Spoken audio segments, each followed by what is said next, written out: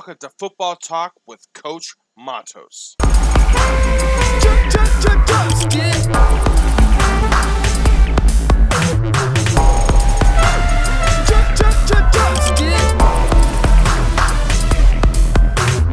This is your Saturday morning football with Coach Matos. Welcome to Football Talk with Coach Matos. This is episode 2, and what we're going to be discussing today is the We Want to Play movement, the pros and cons behind that, what's pushing out, why they waited so long to get started, and the pros and cons of having virtual off-season meetings to get ready for the season.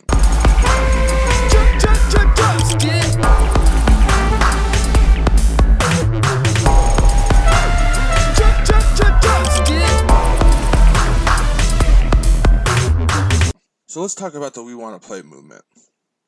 This is a movement made by top players of each school in the Power 5 conference that came together to try to start a college football players association. What is the benefit of this? Well, they want their voices heard, and I think ever since giving them the benefit of getting paid, you're going to get more and more like this. This will start turning into the NFL, where it's going to become a business. I'm not saying it's wrong to pay the players. I'm just saying this is where it's likely going.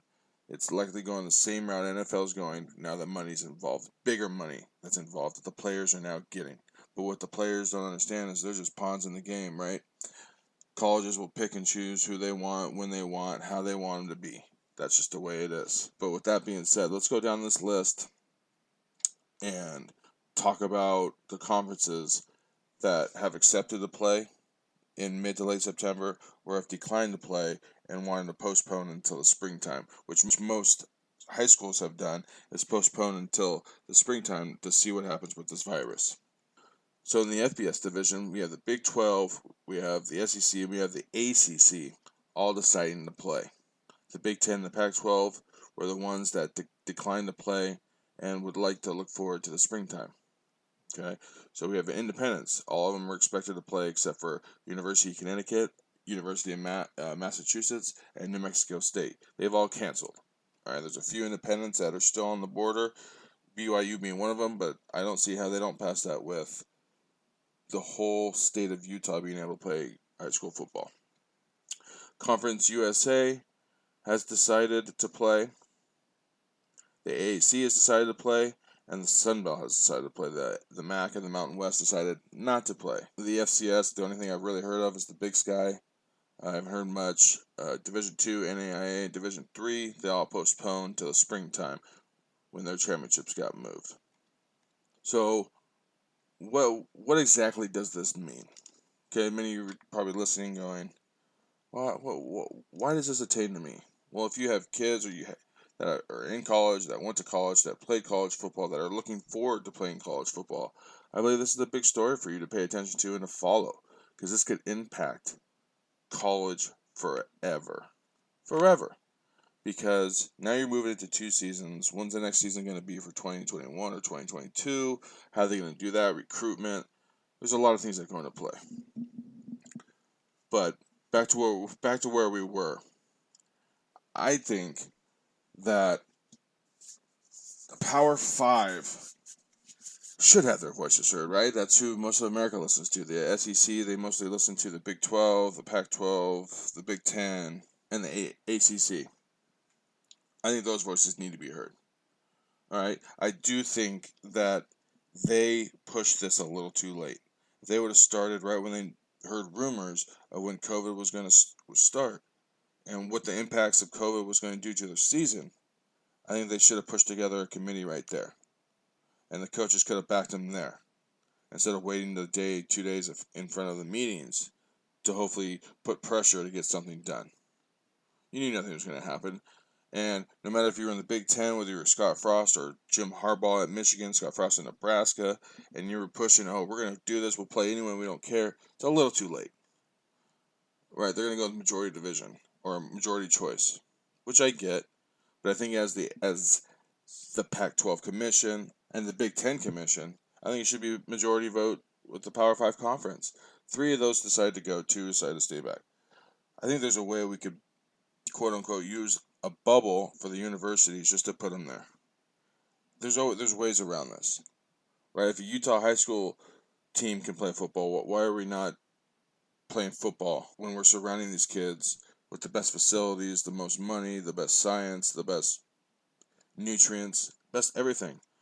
When a lot of these kids, which I know because I played a foothill with a few of them and Pioneer, and a lot of these guys, this is their way out, and it's a lot healthier and safer being at this university than being back home, where you're going day to day, hour to hour, minute to minute, not knowing what the next minute, hour, or day is going to bring.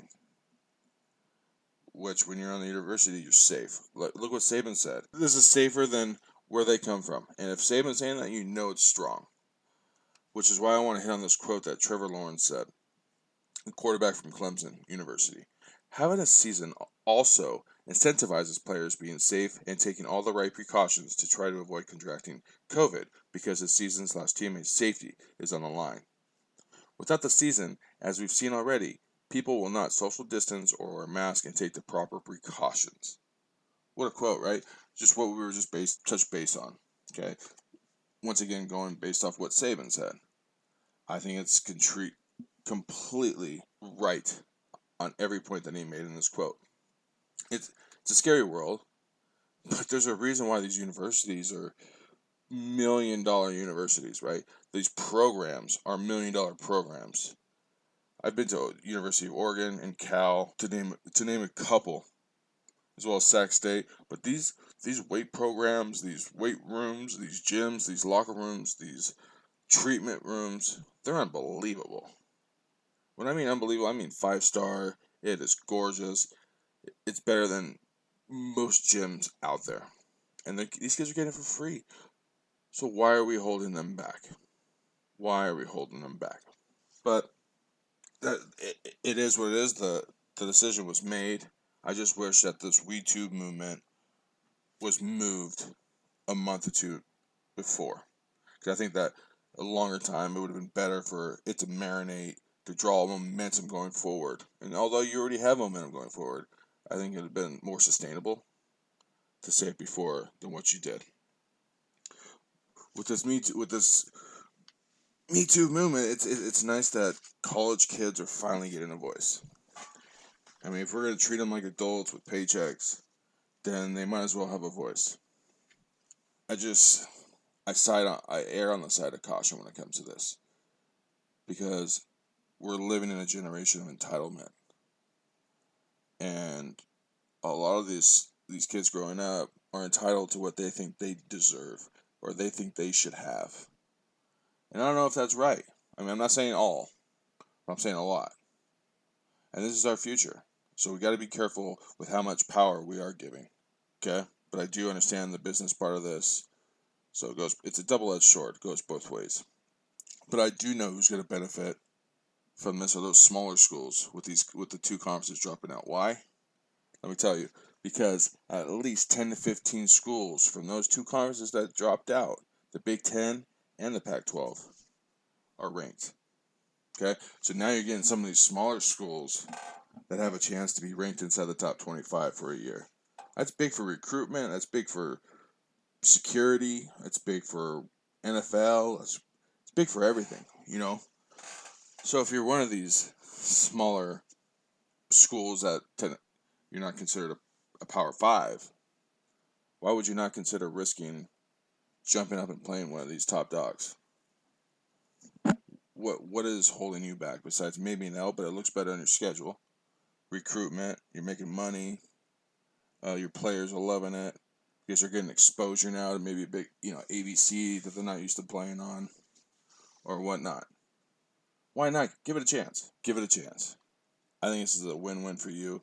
There's no possible way you can lose if you try to jump up and take on one of these big dogs. I'll tell you another thing that I'm really worried about, all right, is a lot of these kids, are they going to want to play now, not knowing what's going to happen in the spring? I mean, are they going to transfer to another school and get eligibility right away? And then be able to transfer again? Are they going to be able to play 2 seasons? What's going to happen moving forward? Because in the high school level, there's a lot of kids in California that are transferring to go elsewhere to play, to make sure that they have a senior year. which is huge for recruitment. But I'll be interested to see what it's like for college football, because everything's a domino effect, and it starts from the top. And I believe college football's at the top. And I'll be interested to see or hear or read about what's going to happen with this whole 2 seasons thing. Because if you play in the spring, are you going to look forward to turning around and play right back in the fall? Where's your break? Coaches, players, staff, these families of these, of these coaches, of the players, they have to give up their whole year now. They pretty much give up a lot already. Now you're asking them to give up vacation and stuff like that. It's a huge commitment, and is it something they're willing to do? Maybe at the college level or the pros, but high school, it's tough for high school coaches. I don't see how that can affect them. But players leaving, you're talking about, the Stanfords losing recruits, Oregon maybe, the Washington States, the Oregon States, the teams that need these recruits are probably losing them now to these other schools that know they're having a season.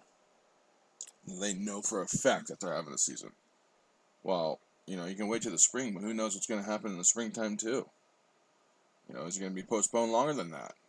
Nobody knows, right? We're walking into uncharted territories.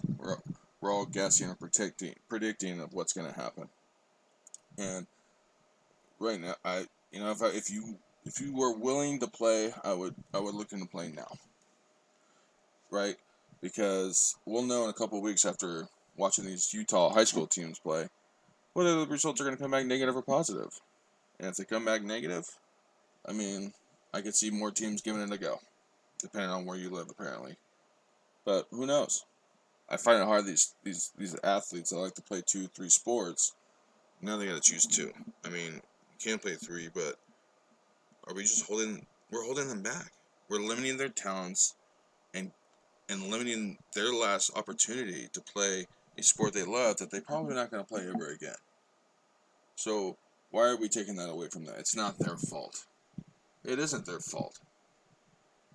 But what this We Too movement did is give not only the Power 5 kids voices, the other conferences voices, the other division voices, high school kids voices, NFL.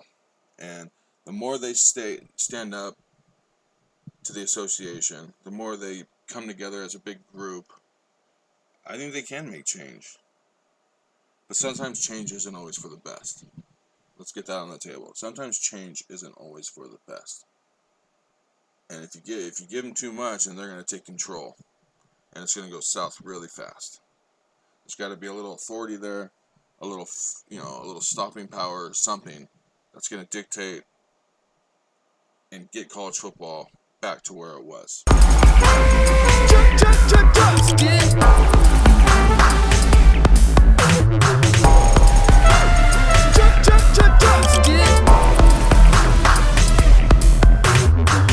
So moving on to virtual meetings, let me tell you that these virtual app meetings that they send, that you can download, fantastic. Great timing for it during this whole pandemic for coaches and players and staff and administration and parents. Because my girlfriend's a teacher, and because it's tough to get young kids into a computer for, an hour or two compared to sitting in a classroom. It's been strong to have these Zooms, these Google Hangouts, these Skype. It's been nice to have it because as a new coach, for myself, it was difficult not knowing when I'm going to meet the team, not knowing when I'm going to meet the staff, when I'm going to meet administration, So it was nice to have Zoom to kind of fall back on, and I was able to meet, the AD, the coach, the players, got to go over some of the stuff we're going to be doing this year. It was nice to have that, and if we didn't have that and we had to do it by phone, imagine going through that with anywhere from 20 to 50 kids on phone or text. Thread would just be blowing up, and it's not even worth it. It is worth it, but it's not as good as having Zoom. Zoom is just boom, boom, set a meeting time, everyone's there. You could share your screen, and you can go over plays, and it's been so beneficial to different teams, to different educational staffs. It's been great. Although there's a lot of people that have a little technical difficulties, to say the least. It's fairly easy, and it's been the most convenient thing for me as a coach to have.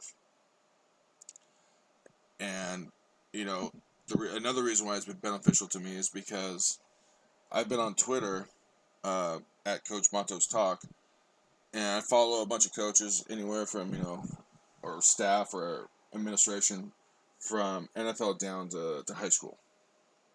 And a lot of the times during this off season, because of the pandemic, a lot of these people held Zoom meetings, and I was able to get in with them because it's like a coaching fraternity. It's a coaching family, and we all back each other. Right? We're all trying to improve. We're all trying to learn. We're all trying to get each other better for the future. And to be able for some of these coaches to hand out, their meeting ID, their private identification numbers and stuff like that, it's been so nice to sit back and listen to some of the voices that have been around a while. A lot of these coaches have probably forgotten more football than I know. And that's great, because every day I'm getting better. I'm sitting down, I'm taking the notes, I'm watching, but if it wasn't for these Zoom meetings, I'd be, trying to look at YouTube, the old videos, which I still do, reading books, asking around. But these virtual meetings allows me to get input, and allows me to think about things differently, hearing it from someone that's made it, or someone that's there where I want to be. So that's been really nice and beneficial to me. I think that moving forward, this should continue. This could benefit late time, meetings, weekend film meetings with the team, with the staff, with the players. This could be a very beneficial, useful piece of technology moving forward in the game of football. Because I know those teams in the NFL, the teams in the college and high schools couldn't have got it done without Zoom. Because now you're going over workouts, sprints, lifting, X's and O's. You're doing it all, the game plan. You're doing it all through Zoom. So that's just a beneficial tool to have in your back pocket. It's something nice to have, because you can always quickly call, FaceTime, or Zoom or something, and flip your screen and go over a huddle play, or go over a huddle, film, something. It's very beneficial to coaches. So, moving forward, I would like to know your guys' input. Leave comments in the section on Podbean. It's footballtalkwithcoachmatos.podbean.com. Leave some comments in the section. Let me know how I can improve. Let me know what you want to hear, what you want to know more about. I'll talk about anything. You can find me at Twitter at Coach Matos Talk. You can find me at Facebook at Football Talk Coach Matos. And you can email me at footballtalkcoachmatos@gmail.com. Please hit that like, follow on Facebook, that subscribe button on YouTube, which is just look under my name, Steven Matos, or Coach Football Talk Coach Matos. You will find it. I appreciate the love and support. I'm going to be your football during this time, and we're in this together, and we're going to continue to grow. And I look forward to next week. It's either going to be a Friday night or a Saturday morning, just like this morning. And let's kick this pandemic's ass, so we can kick the ass on the field. Thank you. Have a great weekend.